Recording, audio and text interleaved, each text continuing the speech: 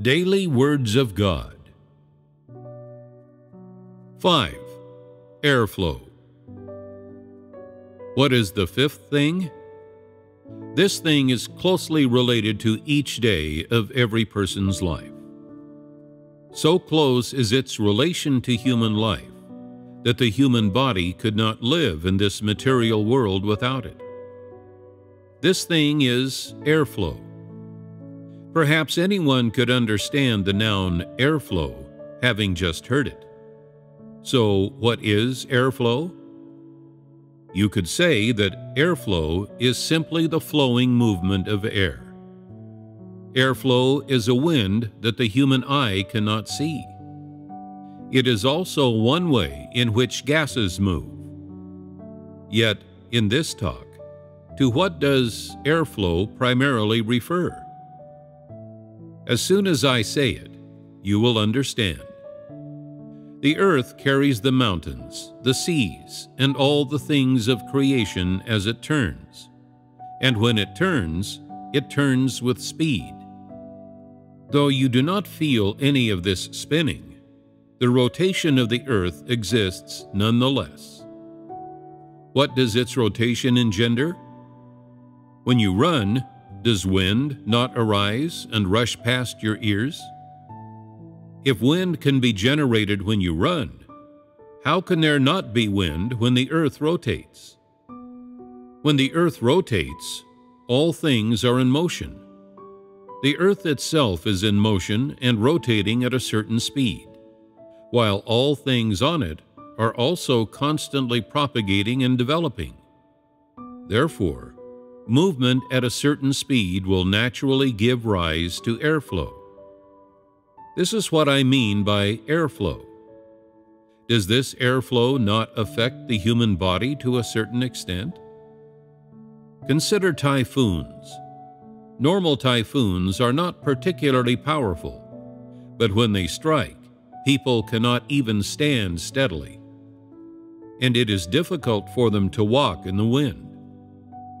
Even a single step is arduous, and some people may even be pushed against something by the wind, unable to move. This is one of the ways airflow can affect mankind.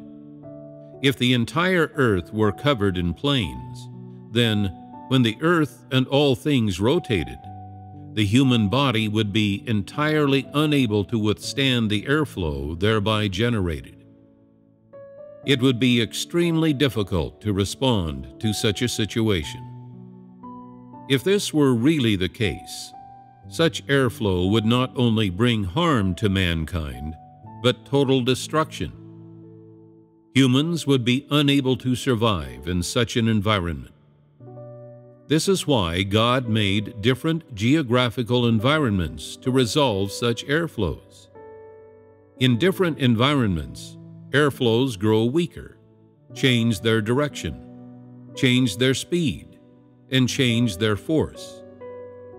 That is why people can see different geographical features, such as mountains, great mountain ranges, plains, hills, basins, valleys, plateaus, and great rivers.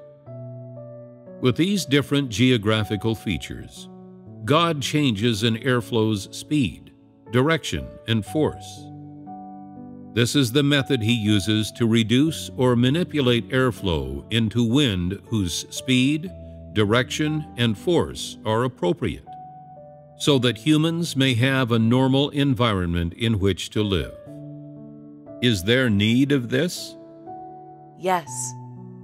Doing something like this seems difficult for humans, but it is easy for God, because he observes all things. For him, it could not be simpler or easier to create an environment with a suitable airflow for mankind. Therefore, in such an environment created by God, each thing within all of his creation is indispensable. There is value and necessity in the existence of each and everything. However, this principle is not understood by Satan or by mankind who has been corrupted.